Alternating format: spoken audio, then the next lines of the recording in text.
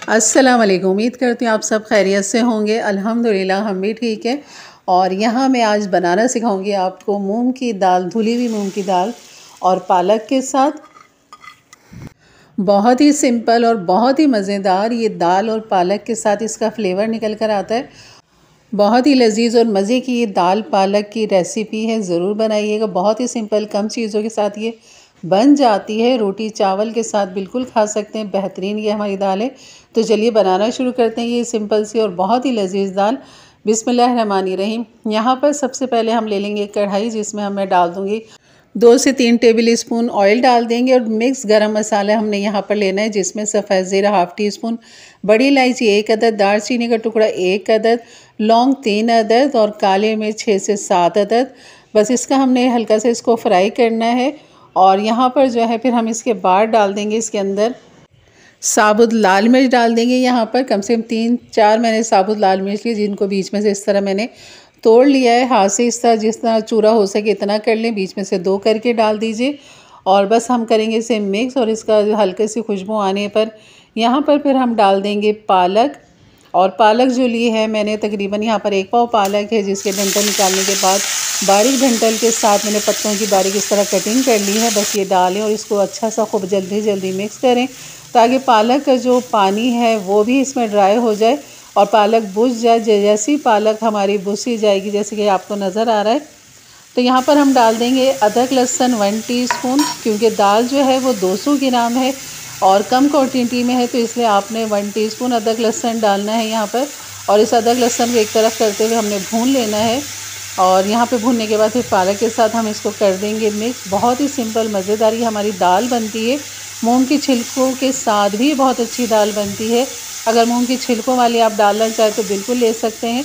तो दाल को मैंने अभी भिगो दिया है, और उससे पहले मैंने दाल को भिगोया है, उसके बाद ये मसाला बनाना शुरू किया है इसका।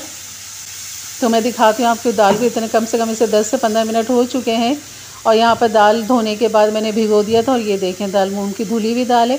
आप यहाँ पर मूंग की छिलकों वाली दाल भी ले सकते हैं, बहुत ही अच्छा फ्लेवर निकल कर आता है। तो ये पानी मैं फेंकने के बाद इसमें डाल दूँगी ये दाल। और यहाँ पर डाल देंगे जितना हमें पानी चाहिए इसको पकाने के लिए, क्योंकि हमने भुनी भी नहीं बनानी, अच्छा खासा हमने इसमें पानी डालना है। तकरीबन 2 गिलास के बराबर मैंने इसके अंदर पानी डाल लिया। तो अभी थोड़ा सा मैं चेक करती हूँ कि मज़ीद हमने कितना इसमें पानी डालना है। और मज़ीद हमने इसमें मसाले भी अभी डालने हैं। अभी मसाले इसके ख़त्म नहीं हुए, अभी मसाले इसके बाकी हैं।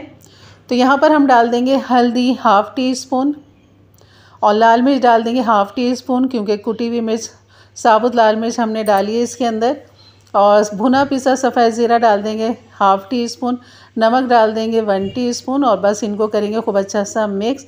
और मिक्स करने के बाद इसको हम ढक देंगे पकने के लिए। लेकिन आपने ढक्कन इस तरह देखना है कि जैसे इसमें उबाल आएगा तो इसमें झाग आएंगे और वो बाहर निकल सकते हैं, तो आपने इस चीज़ का ध्यान रखना है। तो मैंने इसमें मज़ीद आधा गिलास पानी डाल दिया है, क्योंकि दालें फूलेगी पकेगी भी। तो बस अब हम करते हैं इसे मिक्स। और मैं इसे ढक देती हूँ ताकि जल्दी से उबाल आ जाए। और उबाल आने से पहले मैंने ढक्कन हटाना है, ताकि झाग इसके बाहर ना आए। और फिर दम पे मैंने इसको लगा देना है। और यहाँ पर ये देखें दाल हमारी बेहतरीन पक चुकी है। और बस अब यहाँ पर मैं करूँगी इसकी घोटाई, क्योंकि मूंग की दाल है जल्दी पक जाती है, तो इसमें ज़्यादा टाइम नहीं लगता, 15 से 20 मिनट इसको लगेंगे।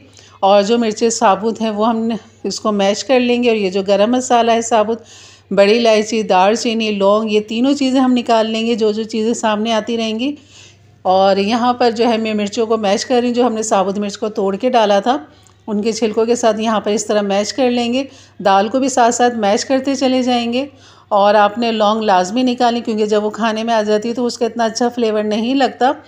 काली मिर्च जो है वो खाई जा सकती है, तो इतनी बुरी नहीं लगती, वो बहुत अच्छी लगती है। तो यहाँ पर मैंने दालचीनी का टुकड़ा था वो भी निकाल दिया, बड़ी इलायची भी मैंने निकाल दी।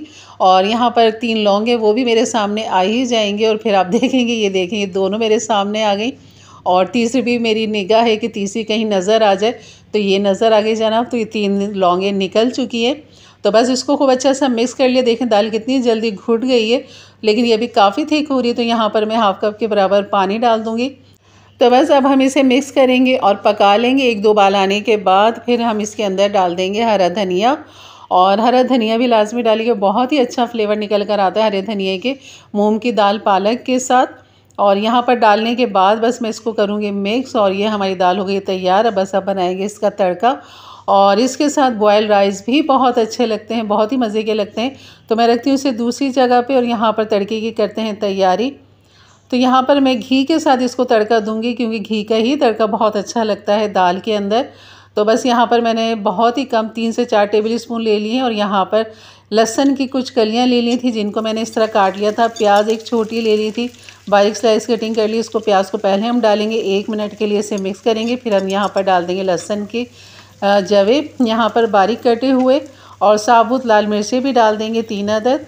और बस इन तीनों का हमने यहाँ पे तड़का तैयार करना है। सफ़ेद ज़ीरा डालना चाहें बिल्कुल डालें, मैंने डाल दिया है सफ़ेद ज़ीरा इसके अंदर। और यहाँ पर जो है बस खूब अच्छा सा इसे गोल्डन होने तक पकाना है। और यहाँ पर दाल में लगा देंगे तड़का इसका। आप प्याज का कलर देख सकते हैं, इस तरह आपने गोल्डन रखना है, जलाना नहीं है। और इसका कलर फ्लेवर बहुत ही अच्छा निकल कर आता है इस तरह तड़के के साथ।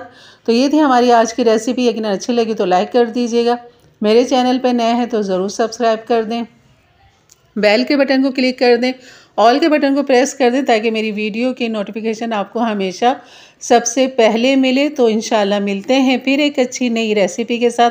तब तक के लिए इजाज़त दें, अपना बहुत सारा ख्याल रखें, दुआओं में याद रखें। अल्लाह हाफिज़।